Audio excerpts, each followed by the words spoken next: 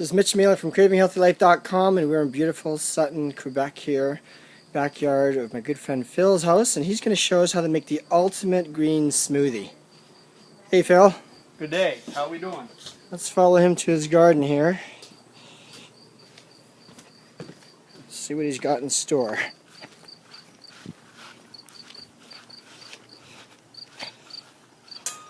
For my smoothies, I'm always going for the dark greens. So I'm in the Swiss chards, lettuces,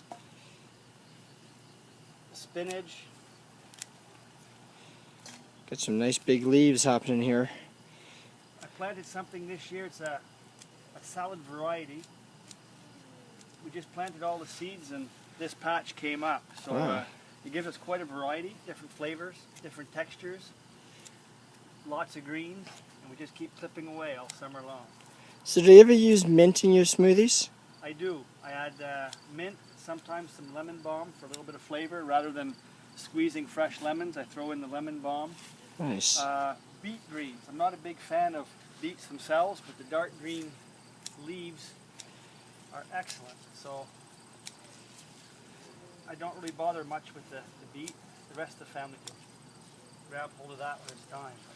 So Phil's not into the beets himself, but he loves the beet tops, that's for sure. He puts those in his green smoothie for the ultimate green smoothie. We're getting some serious greens happening here. There's lots of nutrients, antioxidants, chlorophyll, all the kind of things that most people nowadays are lacking in their body.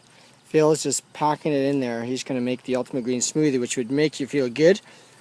Phil, tell us a little bit about, what was it, last January? How much you lost some weight by doing the green smoothies? Yeah, last January I was at a party and a friend of mine walked over and said, "Wow, you really put on the winter weight." Borderline insulted. I said, "I got to do something about that."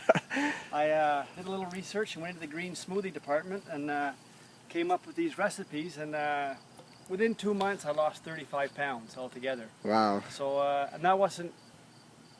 The only change in my routine was the diet. I'm not exercising any more than I was, which I should be, but I'm not.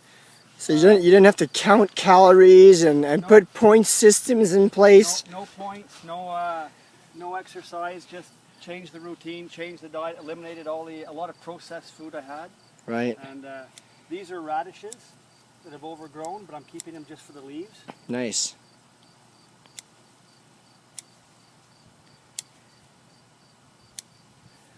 And then we'll just add a little bit of mint. Now folks, we realize that not everybody is going to have a great garden like this at home, but there's always some great stores nearby that you can buy your organic greens if you don't have a great garden like this to pick yourself. That's what we do in the winter time. We're dependent on the grocery store. That's right. In Sutton, Quebec here, it's not exactly greens in the winter time. It's a lot of snow and a lot of cold. So I've got what I need. All right, so we're going to go inside. I'm going to see you back in a minute. So, in regards, this is Mitch Mailer from CravingHealthyLife.com, and we're going to show you now the next step to making the ultimate green smoothie. So now here we are in Phil's kitchen. He's taken the ingredients, he's rinsed them a bit just to get some of the dirt off it. I mean, they're pretty well all organic, and that's really what you want to buy is organic veggies. He's putting it in his Vitamixer. The Vitamixer is one of the ultimate blenders you could get. It's kind of like having a lawnmower on your counter. I mean, there's nothing you can put in there that it's not going to pulverize into something. Now, what Phil's doing after he's washed his veggies, he's putting them into the Vitamixer. Now, he's normally just has all the greens by himself because he's like the ultimate green smoothie guy. You know, he's hardcore. He doesn't need any sweet stuff in there. He loves the greens, and that's eventually what you want to get to.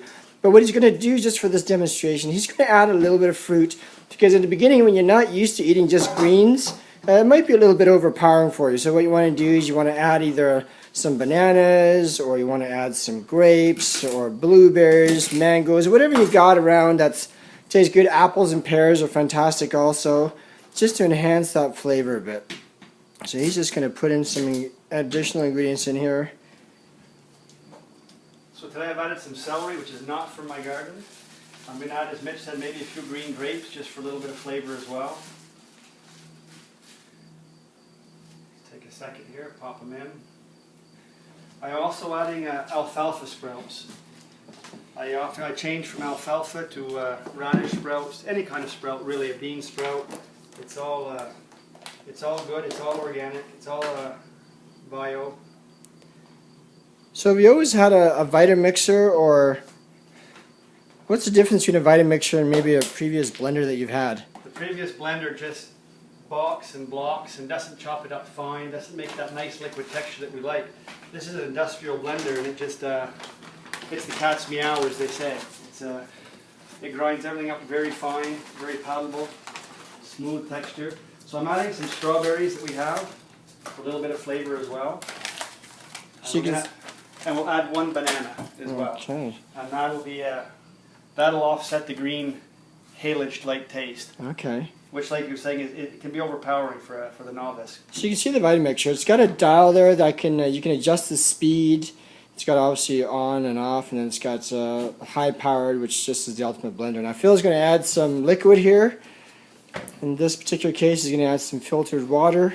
You can add other things. I mean, I like to recommend filtered water myself. It's probably the best thing you could actually add. Some people like to add juice, but I don't think you really need all that extra sugar. So, I mean, water is really the ultimate what you want to mix it with. It really just brings out the flavors of everything else you have in your green smoothie. So I often mix it an equal part of water to an equal amount of solid. So you can see I brought my water level right up to the top. Right to the top. That's the beauty about the Vitamixer. You can load that puppy up right to the top. That cap's going to keep everything on the inside. Here we go. Ready for some noise. We always start off low, get her going.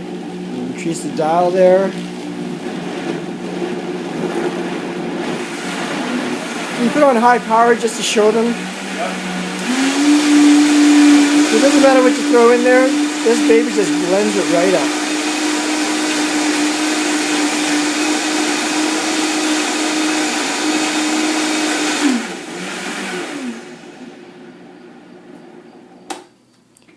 There you go, folks. Basically, take about 30 seconds is about all you need.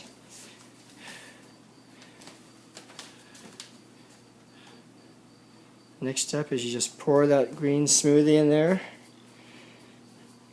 Here you got a food that's got living enzymes. You picked it right from the garden and you're putting it right into your body. It just doesn't get any better than that. Now, folks, I'm going to have to put this camera down because I'm going to go right over there and enjoy one myself. Anyway, this is Mitch Miller from cravinghealthylife.com. Thanks, Phil. That was a great demo. It shows you how easy it is to make green smoothies. And again, you can put any types of fruit in there you like. And the greens to fruit ratio basically varies. Start off with more fruits when you're not used to the flavor, but as you get used to the flavor, you actually start craving it, literally. You can start decreasing the fruit and enjoying just a green portion. You know, you can even put it in things like a shaker cup like that. You can put it in your lunch kit, put it with an ice pack, enjoy it for your lunch. I mean, these babies can go everywhere with you to give you that ultimate energy, nutrients that you need to keep you going through the whole day. Anyway, this is Mitch Miller from cravinghealthylife.com, and we'll see you on our next video.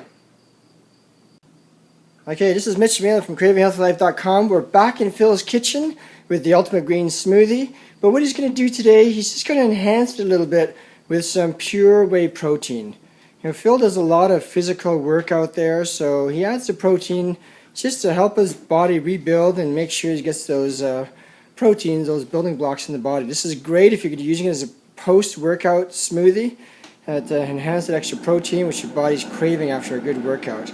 Phil works out pretty well all day when he's doing his physical work, so this is fantastic.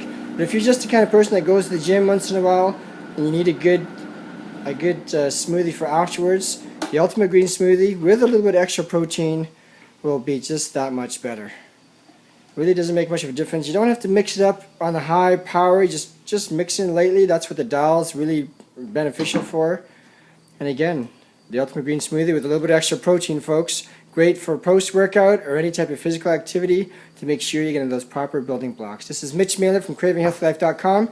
Thanks again, Phil, for all your expertise and showing how easy it is to make the ultimate green smoothie with a little bit of protein.